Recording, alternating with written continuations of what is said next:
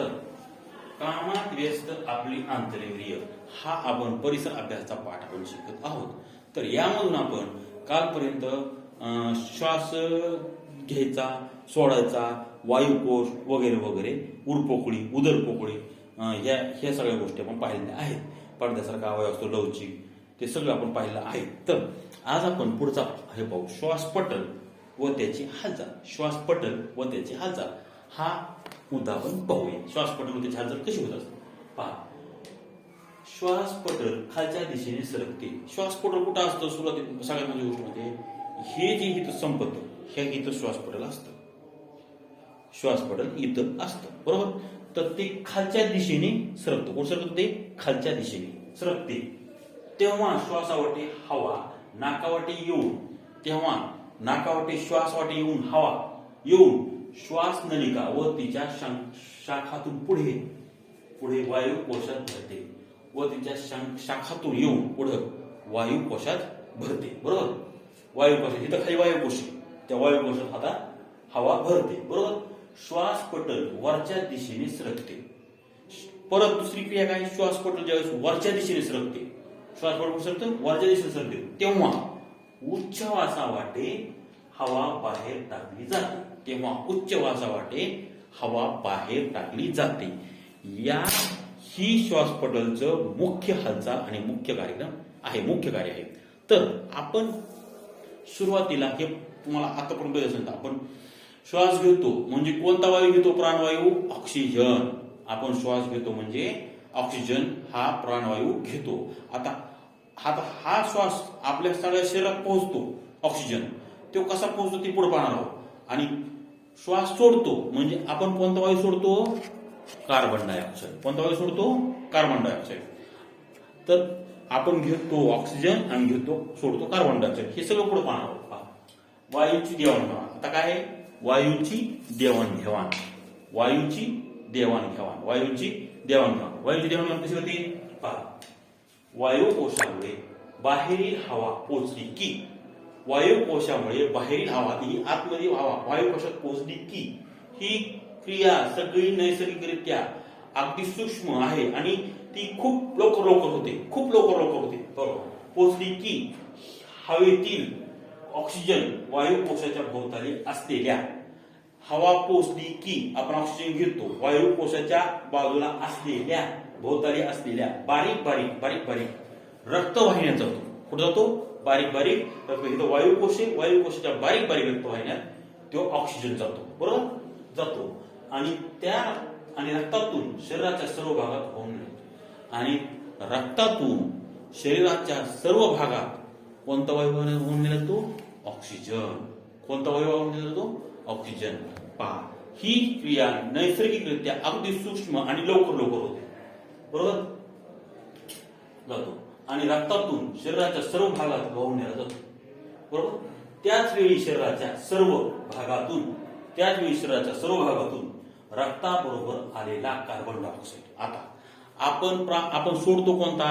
Carbon dioxide. पहा, oxygen रक्तवाहिन्या, बारीक रक्तवाहिन्यामधून सगळ्या शरीरात पोहोचतो आणि सगळ्या शरीरातून कार्बन डायऑक्साईड जो अनावश्यक उच्छवास असतो, अनावश्यक हवा असते, अनावश्यक घटक आहे आपल्या शरीराला, तोच परत रक्तवाहिन्यातून परत येतो कार्बन डायऑक्साईड. तो बाहेर फेकला जातो, बरोबर. आणि तो शरीराबाहेर टाकला जातो, हवेत मिसळतो, वायुकोशामध्ये हवेत मिसळतो आणि उच्छवासाच्या वेळी शरीराबाहेर टाकला जातो, बरोबर. अशा प्रकारे वायुकोशात ऑक्सिजन व कार्बन डायऑक्साईड वायूची देवाणघेवाण. आणि अशा प्रकारे ऑक्सिजन आणि कार्बन डायऑक्साईड यांच्या या वायूंची आपल्या शरीरात देवाणघेवाण होत असते. तर आपण कार्बन डायऑक्साईड सोडतो आणि ऑक्सिजन घेतो, ही गोष्ट आपल्याला पूर्णपणे माहित पाहिजे. आपण आता पाचवीला आहोत, तर आपल्याला ही सगळी गोष्ट पूर्णपणे माहित पाहिजे. कसं कुठून येतो, कुठं मिसळतो? रक्तात मिसळून सगळ्या आपल्या शरीराला भागाला जातो आणि जो अनावश्यक आहे तो रक्तातून, त्या रक्तवाहिन्यातून येऊन वायुकोशाद्वारे बाहेर फेकला जातो, बरोबर.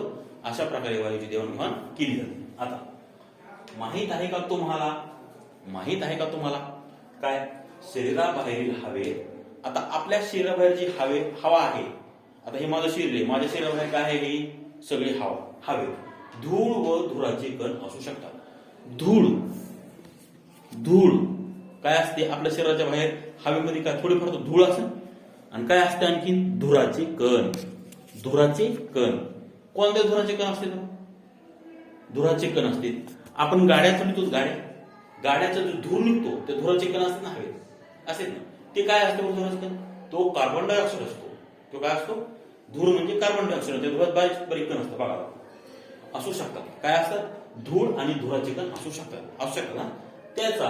त्यांचा शरीराला त्रास होऊ शकतो. आपल्या शरीराला त्रास होऊ शकतो. धूळ आणि धुराचे कण जर आपल्या श्वासावाटे आतमध्ये जर गेले तर त्याचा आपल्याला त्रास होऊ शकतो. बरोबर? होऊ शकतो. श्वसनेंद्रियाच्या आतील त्वचेला बारीक केसासारखी लव असते.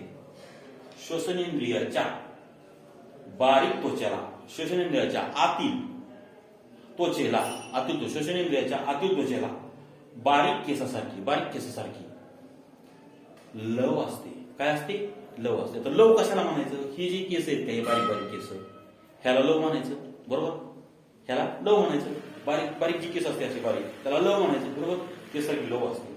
श्वसनेंद्रियाच्या आतल्या स्तरावर चिकट बुळबुळीत श्लेष्म असतो आणि श्वसनेंद्रियाच्या आतील बाजूस चिकट बुळबुळीत श्लेष्म असतो. चिकट असं. आता नाकाच्या आतमध्ये बघा थोडं चिकट असतं, ओलसर चिकट. नाकाच्या आतमध्ये काय असतं? ओलसर चिकट असतं. का असतं बरं चिकट?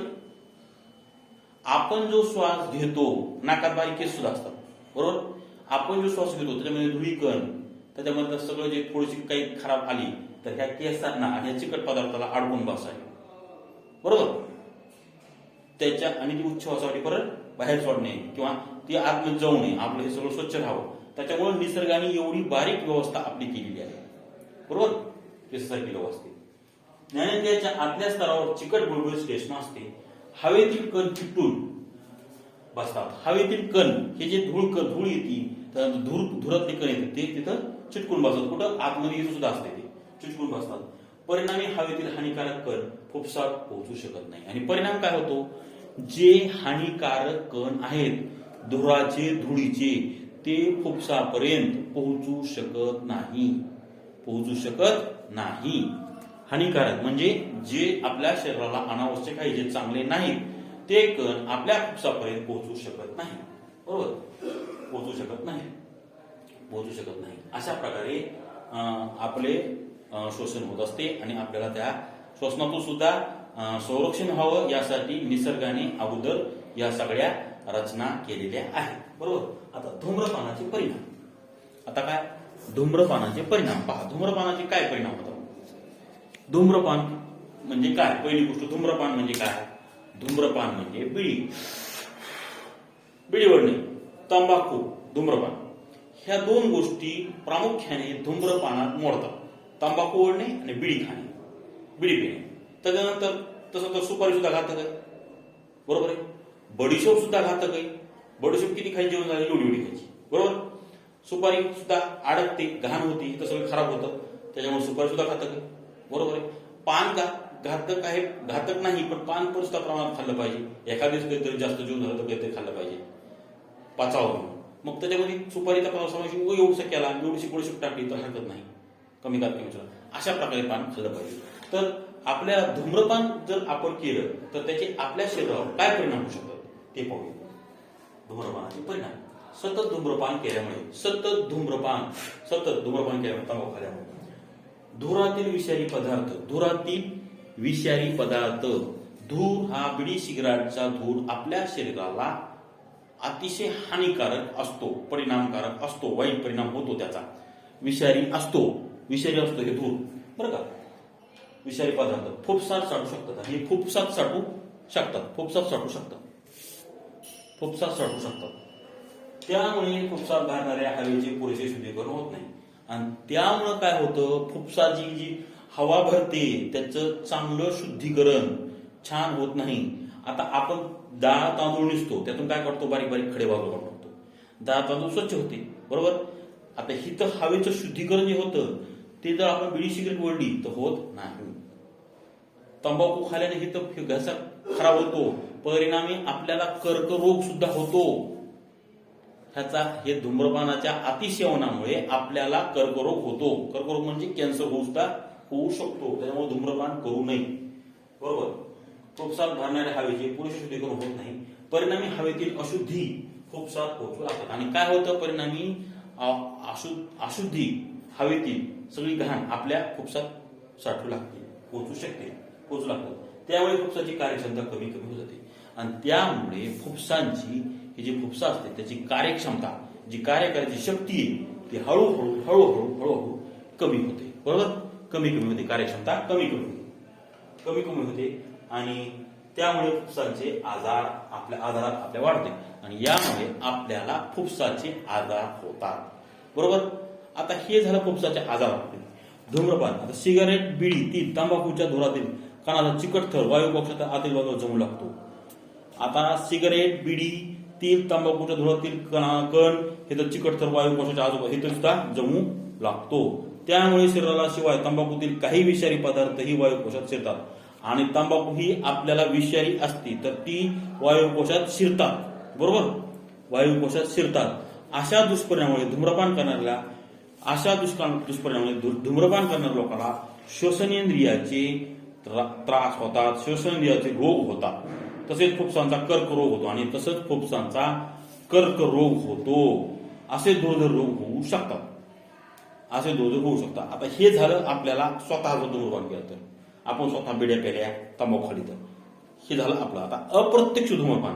आता एखादा माणूस आपल्याला भेटला कोणीतरी, तो बिडी पितोय, सिगरेट, कुठं एसटी मध्ये, गाडीमध्ये, रेल्वेमध्ये, कुठं आपण बसलो किंवा रस्त्यावर कुठं जाताना, तर त्याची जी हवा आपल्या जर नाकात घुसली तर आपल्या फुफ्सामध्ये जाऊन त्याचा सुद्धा आपल्याला थोडाफार त्रास होतो. ठसका लागणे वगैरे होतं आपल्याला. स्वतः धूम्रपान करत नसताना सुद्धा त्याचा दुष्परिणाम भोगावा लागतो. म्हणूनच सार्वजनिक ठिकाणी असे बोर्ड लावले असतात, धूम्रपान करू नये. काय बोर्ड असतात? बस स्टँडवर, ह्याच्यावर पाहा तुम्ही, रेल्वे स्टेशनवर किंवा रेल्वेमध्ये धूम्रपान करू नये. बरोबर. अशी काही ठिकाणं आहेत की जिथं बिडी सिगरेट ओढायला परवानगीच नाही. तिथं जर बिडी सिगरेट ओढताना जर धरलं तर त्याला पोलीसवाले आतमध्ये टाकतात, त्याच्याकडून दंड घेतात. तर अशी काही ठिकाणं सुद्धा आहेत. तर अशा प्रकारे आपण आपलं संरक्षण करण्यासाठी धूम्रपान अजिबात करू नये. बरोबर. ह्याचा आपला परिणाम आपल्या शरीरावर होतो आणि त्याच्यामुळे आपल्याला नाही ते रोग होतात आणि त्याच्यामुळे आपण मरू सुद्धा शकतो. याच्यासाठी धूम्रपान करू नये. अशा प्रकारे हे इथपर्यंत संपलं. आता उद्या आपण पाहू पचन, अन्ननलिका, ह्या गोष्टी आपण पाहू. पचनेंद्रिय ह्या गोष्टी आपण पाहूया.